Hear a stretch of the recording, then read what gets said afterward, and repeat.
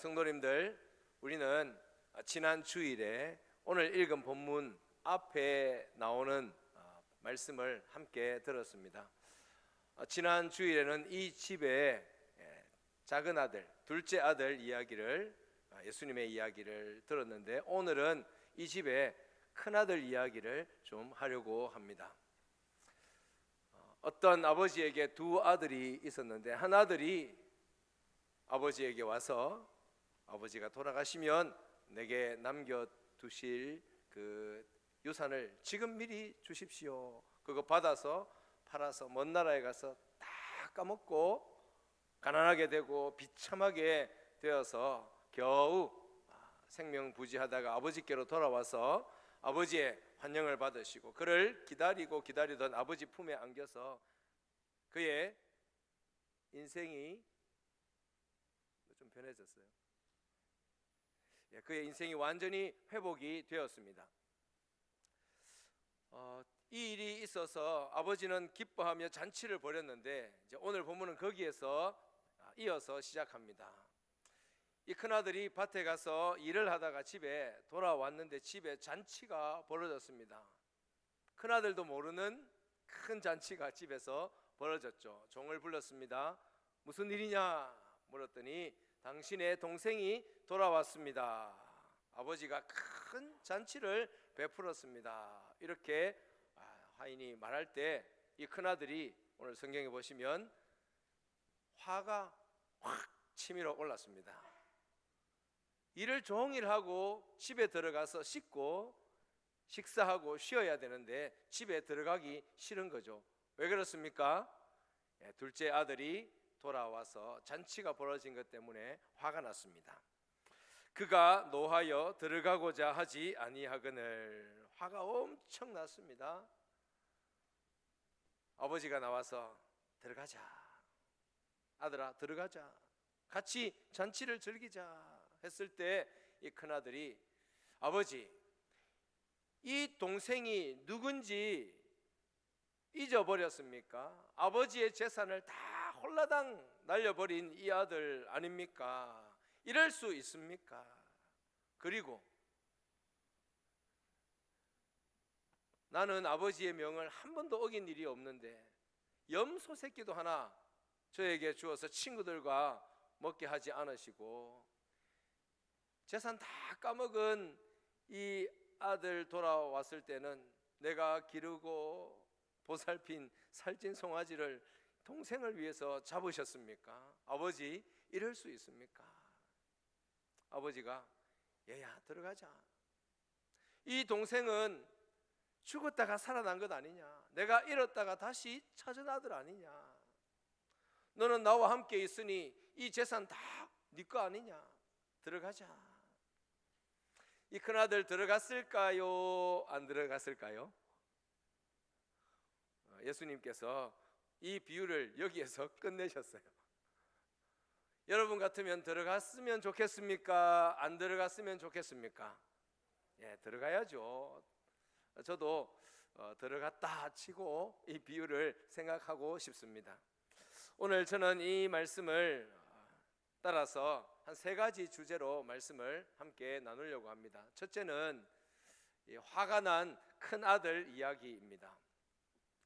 둘째 아들이 돌아와서 아버지가 너무 좋아서 잔치를 벌였는데 이 일에 대해서 화가 났습니다. 화가 나도 단단히 났고 크게 났습니다. 여러분 인생을 사시다가 혹시 가족 때문에, 아니 이 비유처럼 동생 때문에, 아니면 윗사람, 형이든 누나든 언니든 혹시 가족들 때문에 열을 확 받아보신 적이 있으십니까? 이 큰아들 마음이 여러분 혹시 짐작은 좀 되십니까? 그럴 수도 있겠다 싶은 마음이 혹시 드십니까? 28절에 그가 노하여 들어가고자 아니하거늘. 화가 매우 많이 났죠. 누구에게 화가 났습니까? 첫째는 동생한테 화가 났습니다. 30절 보시면 이 동생에 대한 표현이 굉장히 거칩니다. 아버지의 살림을 창녀들과 함께 삼켜버린 이 아들이라고 했습니다.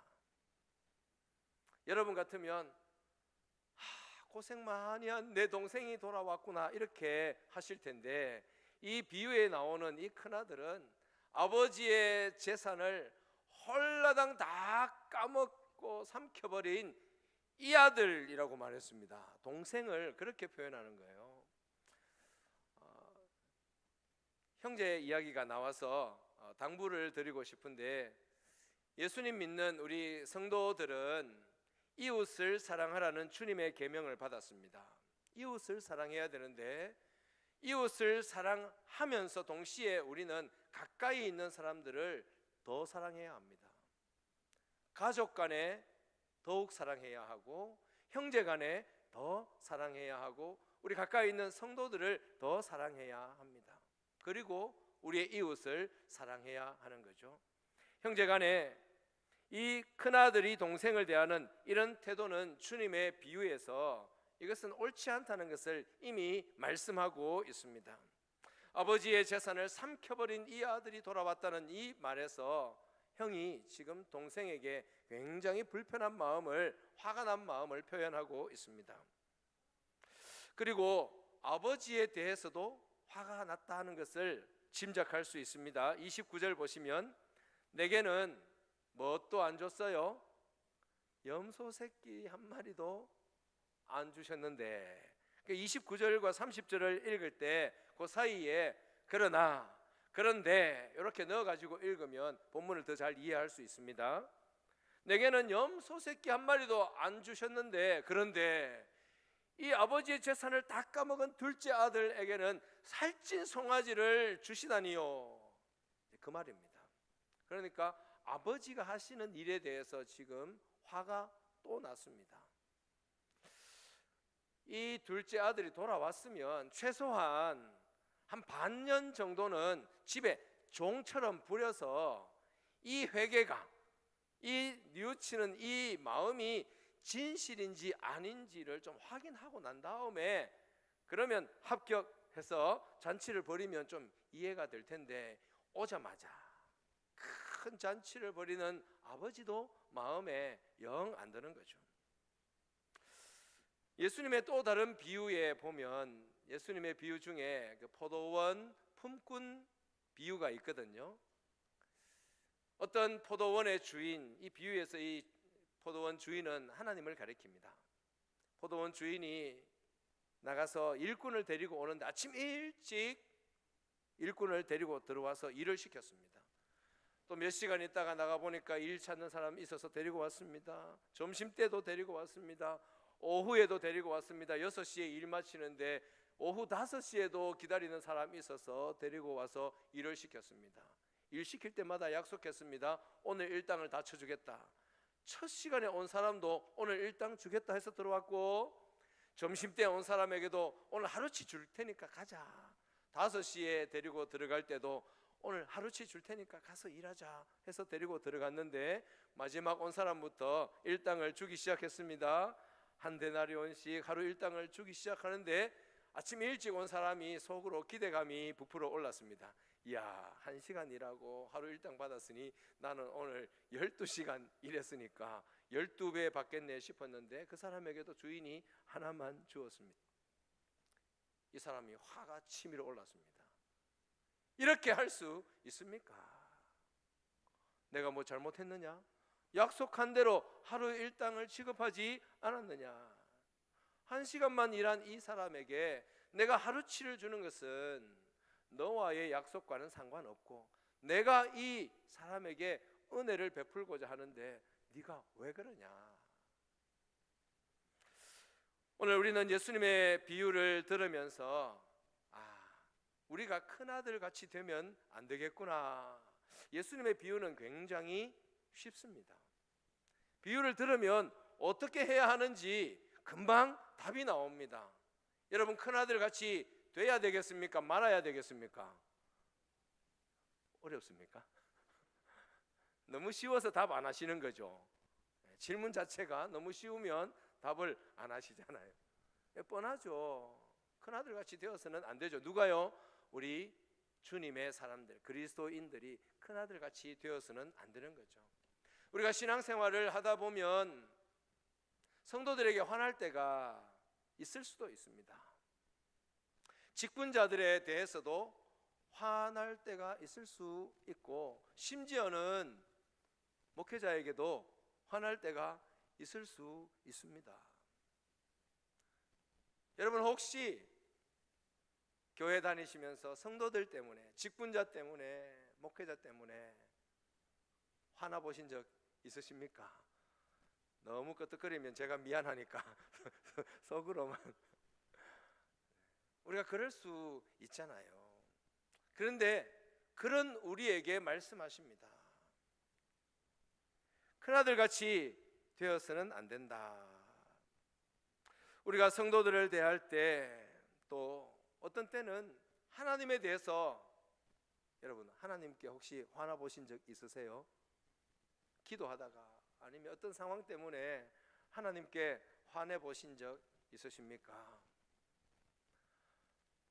교회 잘 다니시다가, 교회 생활 하시다가 교회를 다니는 것을 중단하고 지금 교회 밖에 있는 사람들이 있을까요? 없을까요?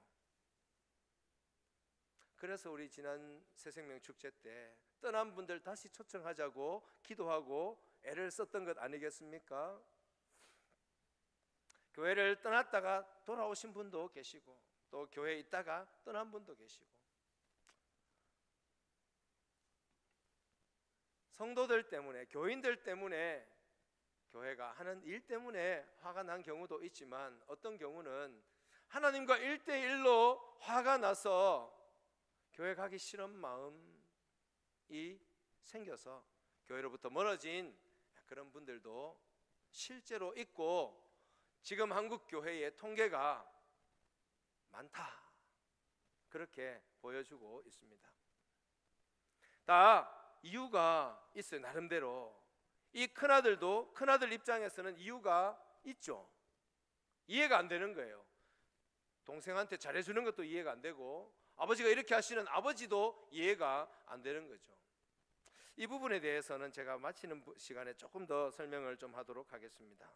그러나 이 비유에서, 예수님의 말씀에서 이 동생이 돌아온 것에 대해서 기뻐하지 못하는 이 큰아들, 여기에 문제가 있다는 것을 예수님이 말씀하고 계시고, 아버지에게 대해서도 화나 있는 이 상태가 좋은 상태는 아니라는 것을 말씀하고 있습니다. 예수님은 이 말씀을 왜 하셨을까요? 누구에게 지금 하고 계십니까?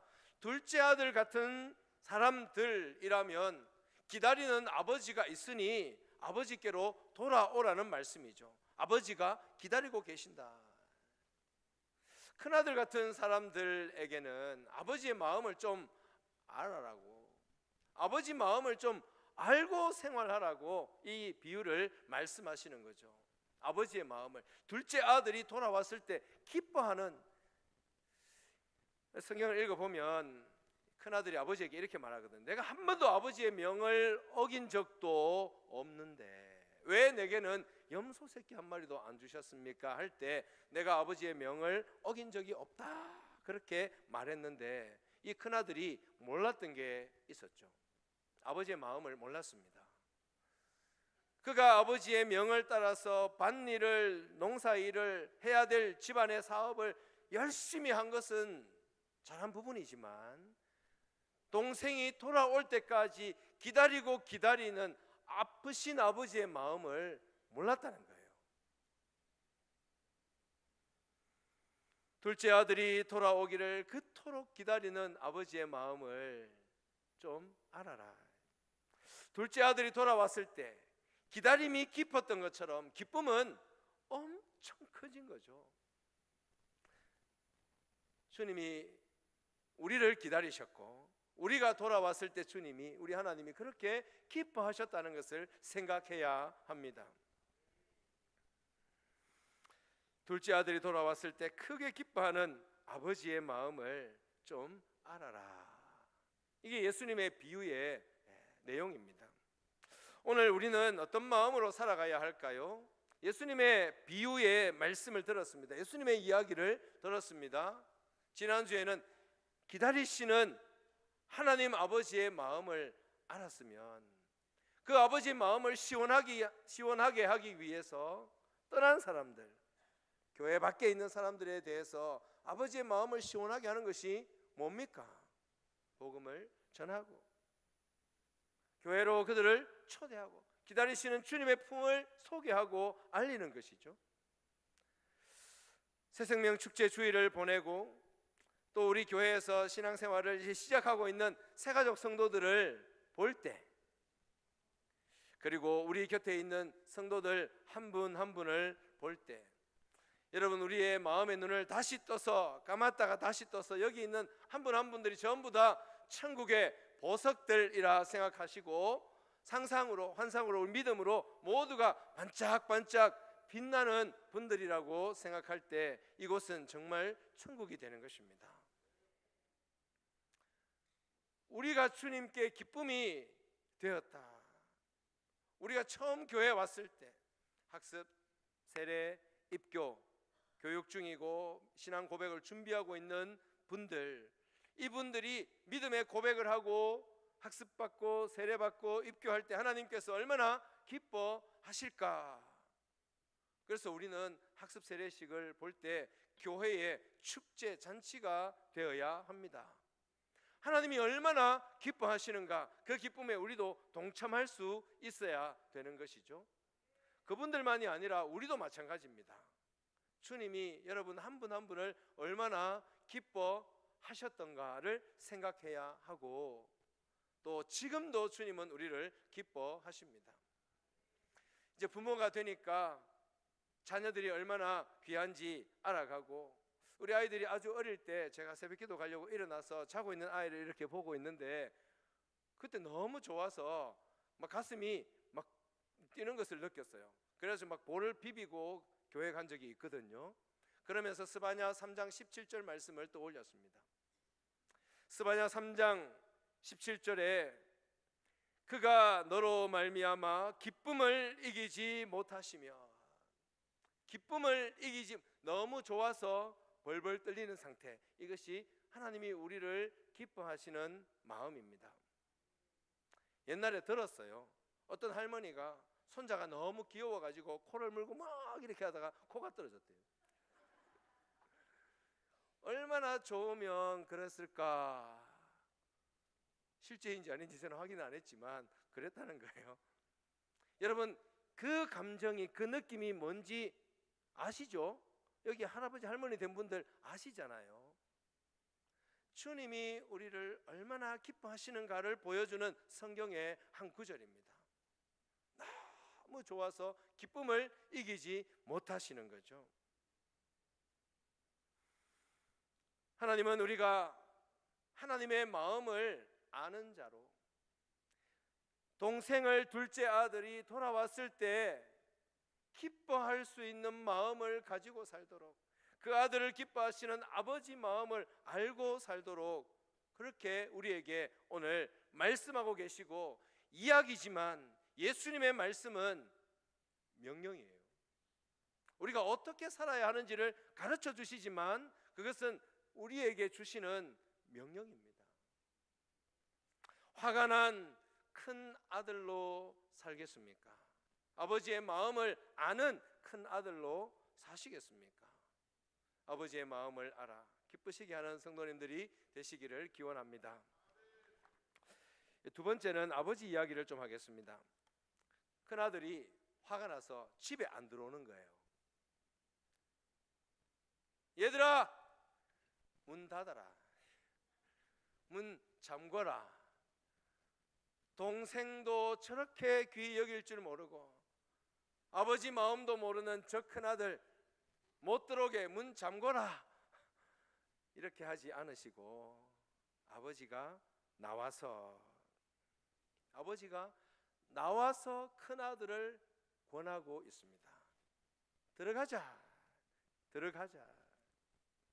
이 아버지는 둘째 아들을 기다릴 때도 집 안이 아니고 집 밖에 멀리 나와서 멀리 보고 아들을 기다리고 있었습니다. 아버지는 뭐 맨날 나가시는 분입니까? 큰아들 아버지의 마음을 알고 들어와서 함께 기뻐하면 안 되는 겁니까? 이 큰아들도 문제예요. 큰아들도 안 들어오니까 아버지가 또 집 밖으로 나와서 큰아들을 권면해서 들어가자 하시는 거예요. 동생을 향하여, 아버지를 향하여 원망하는 이 큰아들, 들어가자 했더니 큰아들이 하는 말이, 아버지의 재산 홀라당 까먹은 이 아들, 이렇게 할 수 있습니까? 나는 염소 새끼 하나도 안 주셨는데 송아지라뇨. 동생에게 대해서도 화가 많이 났죠. 아버지에 대해서도 화가 나 있습니다. 한 번, 두 번 권면하다가 안 되면 어떡합니까? 아이고 모르겠다. 아버지는 그렇게 하지 않으시고 또 말씀하십니다. 얘야, 이거 다 네 거 아니냐? 이거 다 네 거 아니냐? 큰아들을 위로합니다. 이거 다 네 거 아니냐? 그리고 아버지의 마음을 보여줍니다. 그동안 큰아들이 몰랐던 아버지의 마음을 보여줍니다. 이 아들은 죽었다가 살았고 내가 잃었다가 다시 얻은 아들인데 잔치하면 안 되겠느냐? 큰아들이 몰랐던 아버지의 마음이에요. 아버지가 마음을 다 내놓고 큰아들을 다독거립니다. 이러니 들어가자, 같이 기뻐하면 안 되겠냐? 그렇게 하시는 거예요. 여기에 권한다, 아버지가 나와서 큰 아들을 권한다 할 때 이 권한다는 말이 권면한다, 우리 권사님들 앞에 붙어 있는 그 권자가 권면하는 겁니다. 권면하는 것. 한 번, 두 번 신방 갔는데 목사님 안 됩니다. 이제 못 갑니다. 그게 아니고 아들의 등을 두드리며 상처 입은 성도들의 마음을 어루만져서 위로하고 격려하고 또 두드려서 들어가자. 이것이 아버지의 마음입니다. 위로하다, 격려하다는 말로도 쓰이는 말입니다. 권한다, 권면한다. 아버지는 둘째 아들도 내치지 않으셨고 큰아들도 내치지 않으시고 다 품으셨어요. 아버지의 마음이 아주 넓은 마음입니다. 이게 하나님 마음입니다. 오래 참으시고 긍휼히 여기시고 죽었다가 살아 돌아온 둘째 아들도 불쌍하게 끌어안고 마음이 상해서 집에 들어오지도 않는 저 큰아들도 품고 불쌍히 여기며 안고 데리고 들어가려 하시는 아버지의 마음, 넓은 마음. 예수님은 지금 하나님의 마음을 설명하고 계신 거예요. 하나님 마음이 이렇다는 거예요. 우리를 품으시고 우리를 안으신 하나님 마음이 이 아버지의 마음입니다. 이 마음을 성경은 인자, 하나님의 사랑, 변하지 않는 사랑, 끊어지지 않는 사랑, 아버지의 권면은 여기에서 나오는 거죠. 하나님은 오늘도 이 말씀을 통해서 우리를 설득하세요. 하나님은 그렇게 하지 않으셔도 되는데 우리를 설득하십니다. 때로는 위로하고 때로는 격려하고 우리를 권하고 또 권해서 들어가자, 우리를 설득하시는 거예요. 아버지의 설득하시는 말씀이 여기에 다 들어있습니다. 성경은 우리를 설득하시고 권면하시는 하나님의 마음입니다. 우리를 설득하시고 우리를 위로하고 격려하시기 위해서 하나님은 아들을 보내셨고 그 아들이 십자가에서 우리 대신 죽으셨어요. 내가 너를 사랑한다 확증하시려고, 증명하시려고 주님의 사랑을 십자가에서 우리에게 보여주셨습니다. 우리 모두 하나님 아버지의 권면에 설득당하는 은혜가 있기를 바랍니다. 나 안 갈래, 나 안 해, 못하겠어, 싫어, 그런 마음이 들 수도 있습니다. 그런데 하나님께서 오늘 말씀을 통해서 성령으로 우리를 권면하십니다. 같이 가자. 봉사 신청서 같이 하자.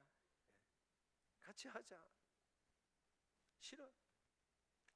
할 만큼 했어요. 이제 못하겠어요. 그런 마음이 들 수 있습니다.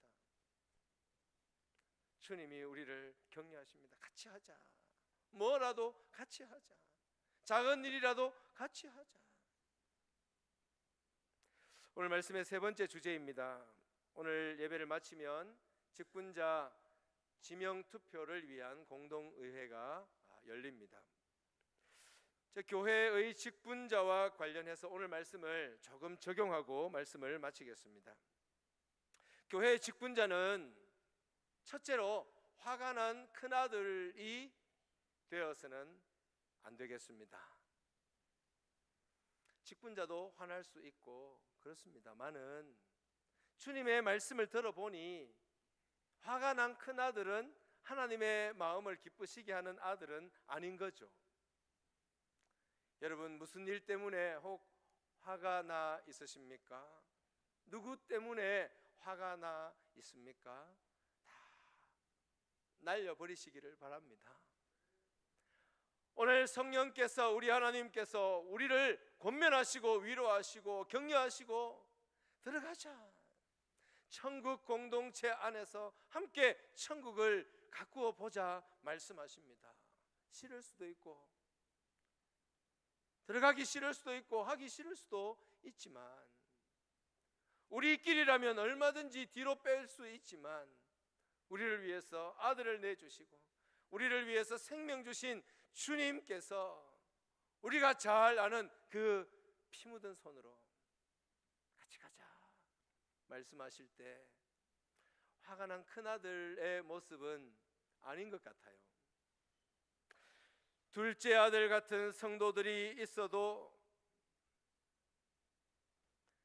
오늘 예수님 말씀에 나오는 큰아들처럼 화가 나서 나 저 사람하고는 절대로 하기 싫어, 이런 마음 오늘 주님의 손에 의해서 녹아지길 바랍니다. 화가 난 큰아들 아니고 아버지와 함께 기뻐하는 큰아들로 교회를 섬기는 직분자들이 다 되어주시기를 부탁드립니다. 어떻게 둘째 아들 같은 성도들에게, 이렇게 하는 아버지에게 어떻게 화를 내지 않을 수 있을까? 그것은 하나님의 말씀을 배우고 알고 이 말씀을 믿고 그대로 살아가는 길밖에 없습니다. 어떻게 그럴 수 있나? 어떻게 그럴 수 있나? 화가 나는데 어떻게 화를 멈출 수 있나? 나를 봐, 나를 봐 하시며 예수님이 말씀하십니다. 예수님의 십자가는 우리를 구원하는 하나님의 일이면서 동시에 성도가, 직분자가 어떻게 살아야 하는지를 보여주시는 모범입니다. 죽어야 산다, 그것을 보여주시는 거예요. 예수님의 말씀, 예수님의 삶, 성경의 말씀 어떻게 사는가 성경을 보면 압니다. 하나님의 약속과 섭리를 믿고 우리는 내 뜻, 내 생각이라면 화가 난 상태를 유지해야 되겠지만, 하나님 말씀을 알고 배우고 그 말씀을 믿으면 그게 아니라는 것을 깨닫게 됩니다. 우리 모두 저를 보시고 환하게 한번 웃어주시기를 바랍니다. 아버지와 함께 기뻐하시는 큰아들의 모습을 보여주세요. 저 2층에도 정말 지금 여러분의 마음이 성도뿐 아니고 교회뿐 아니고 직분자나 혹 제가 여러분을 섭섭하게 할 수도 있지 않겠습니까? 또 우리 하나님께서 지금 우리에게 베푸시는 이 지금의 상황이 여러분을 혹 화나게 하고 있다 하더라도 우리의 생각보다 높으시고 뛰어난 이 땅의 생애와 영원한 천국이 이어지는 하나님의 통치와 섭리를 다시 한번 알고 믿고 환한 마음을 내려놓고 주님의 위로와 권면 때문에 주님의 천국 잔치에서 살아갈 수 있기를 진심으로 기원합니다. 직분자는 권면하시는 아버지 같아야 합니다. 둘째 아들 같은 교인들이 있을 수도 있고 그런 상황이 생길 수도 있고, 그렇지만 큰아들 같은 성도들이 있어서 위로하고 격려하고 설득하고 또 설득해야 하는 큰아들 같은 성도들이 있을 수도 있습니다. 여러분 구역에, 여러분 기관에, 여러분의 가정에, 우리 교회 안에 그런 사람이 있을 수 있고, 우리 선교사님 오늘 가정도 오늘 예배를 같이 드리고 있는데 선교지에 동역자들이, 성도들이 둘째 아들 같을 수도 있고 큰아들 같을 수도 있지만 가자, 들어가자. 오래 기다리셨던 아버지처럼, 아들을 맞이해서 잔치를 벌이는 아버지처럼 큰아들을 다독거리며 들어가자 하시는 아버지 같은 마음으로 교회의 직분을 감당할 수 있기를 바랍니다.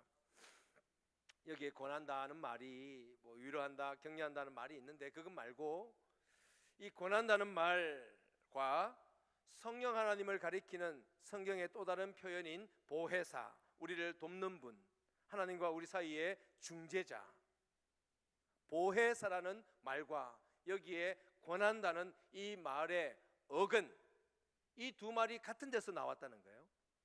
그러면 이 아버지 들어가자, 위로하고 격려하고 등을 두드리고 쓰다듬고 우리를 설득해서 데리고 들어가려고 하시는 이 아버지의 마음과 행동이 성령의 일이라는 거예요.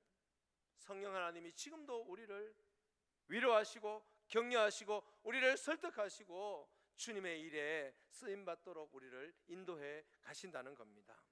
우리 직분자들이, 우리 성도들이 아버지의 마음을 품고 그렇게 교회를 봉사하고 성도를 섬기는 것은 성령 하나님께 순종하는 거예요. 성령의 열매를 맺는 것입니다. 오래 참음, 사랑, 이것이 다 성령의 열매가 아니겠습니까? 사랑하는 우리 성도님들, 예수 그리스도의 은혜로 구원받은 우리 성도들은 오늘 예수님의 말씀 속에서 큰아들이 되어서는 안 되는 거예요. 화가 나 있는 큰아들 말고 큰아들마저도 위로하시고 격려하시고 권면하시고 설득하시는 아버지의 마음이 오늘 우리의 마음이 되어야 하는 것이죠. 오늘 공동회를 통해서도 이미 세워진 직분자들께서도, 은퇴하신 직분자들께서도, 앞으로 세워질 교회의 직분자들도, 교회 모든 봉사자들, 성도들도 권면하시는 아버지와 같은 마음으로 교회를 섬길 수 있기를 기원하고 축복합니다.